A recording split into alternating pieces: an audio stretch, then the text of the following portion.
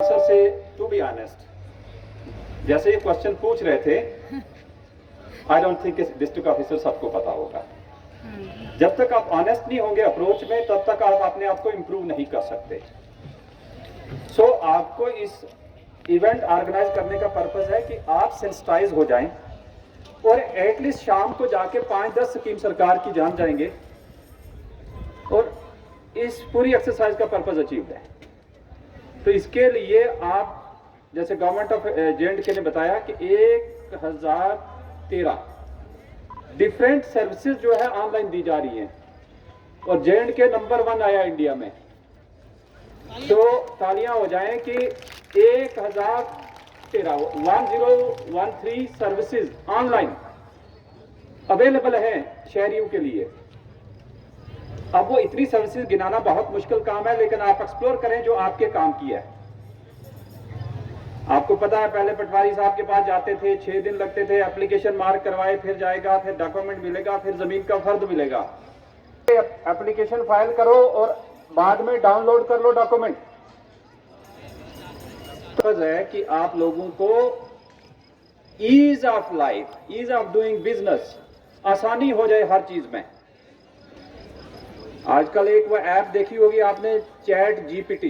किसी ने देखी चैट जीपीटी? यस। तो आपने अपनी प्रेजेंटेशन बनानी है, उसको सिर्फ बता दो कि मैं डीसी साहब को एक एनवायरमेंट के टॉपिक पर प्रेजेंटेशन देना चाहता हूं, और वो खुद ही आपको सारी चीजें सेलेक्ट करके दे देगी। तो आसानी होगी जिंदगी में। नहीं तो आप माइंड लगाते, डेटा इकट्ठा करते, 5 बुक्स पढ़ते, तो टाइम आपका क्विक। तो जिंदगी को आसान बनाने के लिए और प्रोग्रेस को तेज बढ़ाने के लिए, डेवलपमेंट को तेज बढ़ाने के लिए ये सारी सर्विसेज हैं। तो इसे डिजिटल इंडिया का पर्पज ही यही है कि पूरा हिंदुस्तान वर्ल्ड के साथ जुड़ जाए और हमारी लाइफ आसान हो जाए। एक वक्त था कि इंसान काम करता था और कंप्यूटर आराम करता था, ठीक है? और डॉग कुत्ता वो प्रोटेक्ट करता था। अब वक्त आ गया, इंसान आराम करेगा, कंप्यूटर काम करे। इंसान आराम करे, सॉरी, अब कुत्ता आराम करेगा, ठीक है?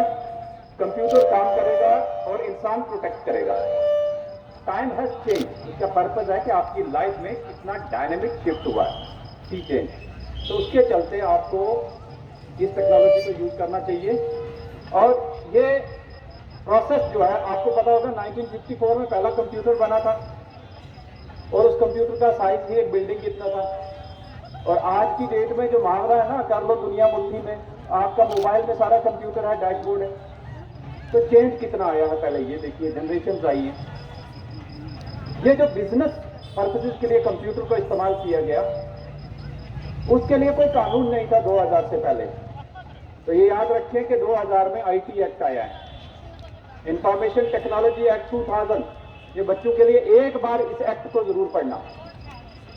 ये बिजनेस कैसे कंडक्ट की जाए उसके लिए कानून बन के आया था। लेकिन आम जिंदगी में इस्तेमाल करने के बाद पता चला है कि इसमें डिजिटल वर्ल्ड में बहुत सारा क्राइम हो रहा है, उसकी सजा भी देनी जरूरी है। तो फिर उसके अंदर कुछ चैप्टर डाले गए हैं जिससे कि कोई भी क्रिमिनल कंप्यूटर के थ्रू क्राइम करता है, जिसे साइबर क्राइम कहते हैं, उसके खिलाफ कार्रवाई हो सके। तो आपको साइबर क्राइम का सिंपल सा लॉजिक बताता हूं। सिंपल सा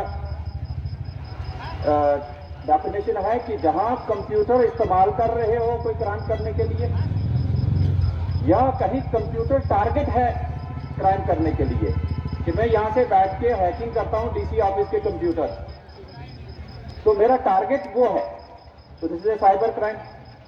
या इस कंप्यूटर से जो मेरे पास है, इससे कोई ऐसा डॉक्यूमेंट या ऐसी इमेज तैयार करता हूं, then it is also a cyber crime.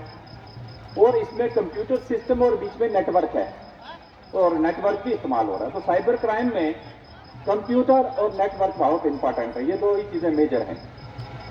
इन दोनों चीजों को कैसे संभाल के रखना है, वो आईटी एक्ट 2008 में बताया गया है। अभी मैं किसी को अपना